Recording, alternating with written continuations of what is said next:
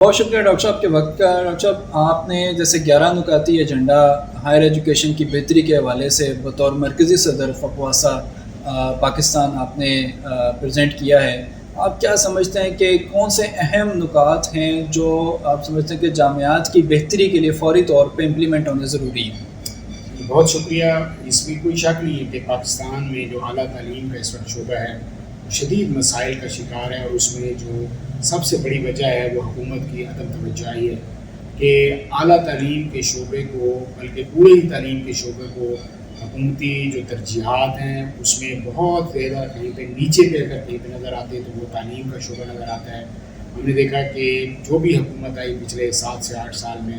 افسوس کا مقام یہ ہے کہ انہوں نے اس طرف کوئی عملی اقدام نہیں کیا، اور سوائے زبانی جو ہے نا وہ دعووں پہ ہمیں چیزیں نظر آئیں۔ آپ دیکھیں کہ یہ جو 11 نکاتی ایجنڈا ہے یہ ابھی سے نہیں بلکہ پچھلے سال سے بھی یہ ہمارے صدر کا ایجنڈا ہے، کیونکہ اگر ہم یونیورسٹیز کی اوورآل جو گرانٹس کے حوالے سے دیکھیں تو یہ 2018 کے بعد ہمیں نظر آتا ہے کہ وہ وہاں پہ فریز کر دی گئی ہیں، جبکہ دوسری طرف جو جامعات کے اخراجات ہیں، پینشنز ہیں، تنخواہیں ہیں، اس میں کہیں زیادہ اضافہ ہو گیا ہے۔ لیکن یونیورسٹیز کی جو گرانٹس ہیں، جو پبلک سیکٹر یونیورسٹیز جو ہیں ساتھ ظاہر ہے ان کے پاس جو گورنمنٹ کی گرانٹس کے علاوہ بہت مشکل ہوتا ہے کہ وہ اپنے آپ کو اس طرح سے سسٹین کر سکیں، کیونکہ اس میں جو ہماری جو لوور مڈل اور مڈل کلاس کا جو نوجوان طبقہ اس میں ایک اچھی تعلیم کا جو ان کو موقع ملتا ہے، اگر گورنمنٹ کی اس طریقے سے اس میں سپورٹ نہ ہو تو بہت زیادہ مشکل ہو جاتا ہے کہ اس نوجوان طبقے کو ایک اچھی تعلیم دینے کا۔ اچھا، اس دوران ہم نے پھر یہ دیکھا کہ گورنمنٹ لیول پر مزید نئی یونیورسٹیاں بنانے کا ایک آپس میں دور شروع ہوئی، حتیٰ کہ جو ڈویژن لیول سے پھر ضلع لیول، اور ضلع کے بعد ہمیں تحصیل لیول پر بھی یونیورسٹی کا ایک ہمیں ایسا لگا کہ ایک فیشن کے حوالے سے ایک یونیورسٹی کا لفظ بن گیا، اور جبکہ جو موجودہ یونیورسٹیاں تھیں وہ اپنے وسائل کے لیے بہت زیادہ مسائل کا شکار تھیں، ان کے پاس ریسرچ کے فنڈز نہیں ہیں، ان کے پاس ملازمین کو تنخواہیں دینے کے لیے فنڈ نہیں ہیں، اور اس کے بعد آپ نے یہ دیکھا کہ وہاں پہ ہمارے لیے ایک دور شروع ہو گئی کہ ہم نے تحصیل لیول تک بھی یونیورسٹی، اور یونیورسٹی کا نام والا کہ وہاں پہ جو کالجز ہائر ایجوکیشن میں موجود تھے بہت اچھی تعلیم جو ہے وہ دے رہے تھے، اس کو اگنور کر دیا گیا، اور کالجز بھی اپنے کام سے گئے، اور یونیورسٹیاں بھی جو ہے نا اس وقت بہت زیادہ مسائل کا شکار ہیں۔ اس میں اگر ہم دیکھیں تو ہمارا جو اس وقت سب سے بڑا جو اہم ترین اس وقت مسئلہ ہے وہ یونیورسٹیوں کو مالی مسائل سے نکالنے کو، اگر مالی مسائل سے نہیں نکلیں گی تو آپ دیکھیں وہاں کے اساتذہ اگر پریشان ہوں گے اور ان کو تحقیق کے لیے مطلوبہ فنڈ نہیں ملیں گے تو یونیورسٹی کا مقصد ہی بہت ہو جاتا ہے۔ یونیورسٹیاں ہوتی تحقیق کے لیے، اور تحقیق کا اس وقت وہاں پہ اس کے لیے جو ریکوائرڈ فنڈز ہیں وہ اویلیبل نہیں ہیں۔ اسی طریقے سے بہت زیادہ مسائل یونیورسٹی میں سروس اسٹرکچر کے حوالے سے ہے،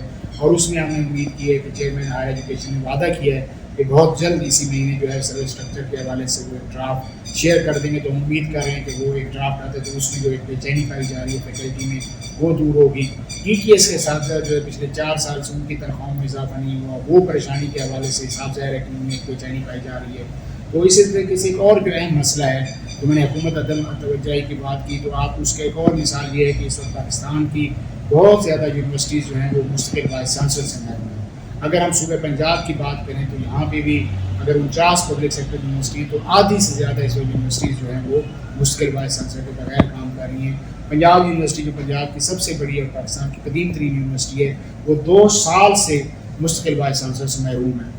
اس طریقے سے جو حکومتی آپ دیکھیں کہ سرچ کمیٹیاں جب بنی اتنے عرصے کے بعد جب بنی، اور ابھی بھی آج بھی اس وقت جب میں آپ سے بات کر رہا ہوں تو سرچ کمیٹیوں کی نوٹیفکیشن نہیں ہوئی، اور جو سرچ کمیٹیاں پروپوز کی گئی اس میں بھی ہمیں بہت حیرانگی ہوئی کہ وہاں پہ ایکڈیمیشن کے علاوہ صرف بیوروکریٹس، ہمارے بیوروکریٹس کے اوپر ہمارے پورا جو ہے وہ ہمیں اعتماد بھی ہے، ساتھ وہ ہماری ہیں، لیکن اگر آپ یونیورسٹیز کے لیے سلیکشن کرنے جا رہے ہیں تو اس میں ایک بیلنس ہونا چاہیے، ایک ایکڈیمیشن جو ایک ہائی ریپیوٹ ایکڈیمیشن اس فیلڈ میں رہے ہیں ان کو اس فیلڈ میں لایا جائے تاکہ وہ سرچ کمیٹیاں ایک اچھی سرچ کر کے اچھے لیڈرشپ پرووائڈ کریں، کیونکہ اچھا لیڈر جب تک یونیورسٹیز میں نہیں ہوگا یونیورسٹیز اپنا کام نہیں کر سکیں گی، اور یونیورسٹیز کام جب نہیں کریں گی آپ کی اوورآل جو اکنامک سسٹم ہے، سوشل سسٹم ہے، جتنا مرضی آپ اس کے اوپر اس کو دھکا لگانے کی کوشش کر لیں، جب تک آپ کی یونیورسٹیز کام نہیں کریں گی صحیح، آپ کی یہ ساری کوششیں رائے گاں جائیں گی۔ اچھا ڈاکٹر صاحب، ہم دیکھتے ہیں کہ ملک کی جتنی جامعات ہیں، سرکاری یونیورسٹیز کے حوالے سے بات کی جائے خاص طور پہ، اور پنجاب کی یونیورسٹیز کی بات کی جائے تو آپ کیا سمجھتے ہیں کہ ان یونیورسٹیز میں جو گورننس کے مسائل ہیں وہ کیسے حل کیے جا سکتے ہیں کہ ایک اچھا لیڈر ایک اچھا ایڈمنسٹریٹر گورننس کے مسائل حل کر سکتا ہے یا ایک اچھا ریسرچر؟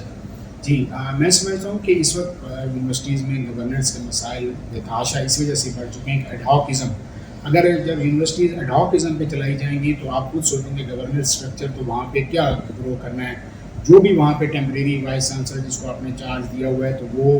ایک تو انسیکیورٹی میں ہے اور دوسرا اس کو ساتھ ظاہر یہ ہے کہ کس طریقے سے مجھے مستقل ٹینیور مل جائے. تو اس میں گورنمنٹ سائڈ کی ایگزیکٹو کی انٹرونشن پھر بہت زیادہ بڑھ جاتی ہے. تو وہاں پہ نہ کوئی مستقل اچھی پالیسیز. جب گورننس اسٹرکچر خراب ہوتا ہے تو اس سے اکیڈیمک اسٹرکچر بھی آپ کی جو اکنامک پالیسی بھی افیکٹ ہوتی ہے.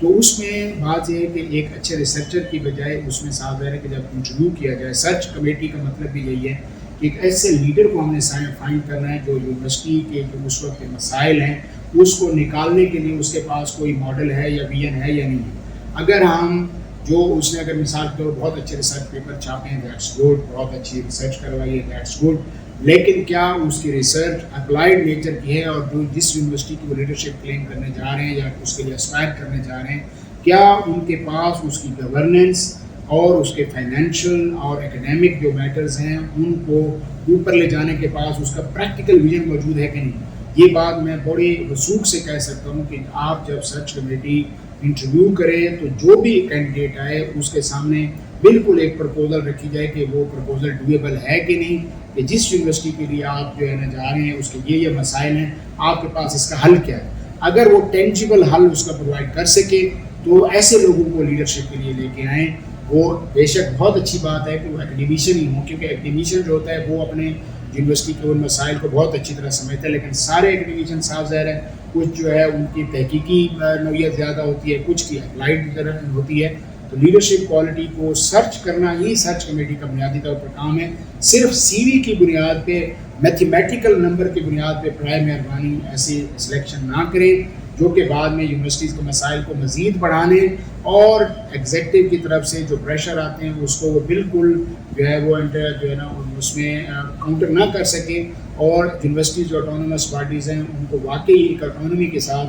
آگے لے جانے کی اگر اس میں صلاحیت ہو تو ایسے لوگوں کو موقع ملنا چاہیے اور ایسے لوگوں کو آنا چاہیے, کیونکہ جو یونیورسٹیز اس وقت مسائل کا شکار ہو چکی ہیں اگر اس میں آپ نے روٹین کے اور ایسے لوگوں کو آپ آگے لائے صرف خالی جگہ پور کرنے کے لیے, اور اس میں اگر آپ نے سیاسی یا کسی بھی وجہ سے اپنی ذاتی پسند ناپسند کو ترجیح دی تو یہ اعلیٰ تعلیم کا شعبہ جو پہلے بہت زیادہ مسائل کا شکار ہے یہ خدا نخواستہ مزید تباہی کی طرف جائے گا. اور اس میں جو اس وقت فیصلہ ساز حکمران ہیں ان کا بھرپور اس کا اس مطلب ہے کہ وہ حصہ ہو. اس وقت موقع ہے کہ جب نئی یونیورسٹی اب جو یونیورسٹیز کی لیڈرشپ کے لیے آپ چناؤ کرنے جا رہے ہیں اس کی سرچ کمیٹیاں بیلنس بنائیں. سرچ کمیٹیاں آپ نے جب فیصلہ کرنے لگیں تو وہ یونیورسٹیز کے جو گورننس کے مسائل ہیں, اکیڈیمکس مسائل ہیں, فائنینشیل مسائل ہیں, اس کو سامنے رکھتے ہوئے اس طریقے سے لیڈرشپ کا فیصلہ کریں گی تو یونیورسٹیز مسائل سے جو ہے باہر آ سکتی ہے.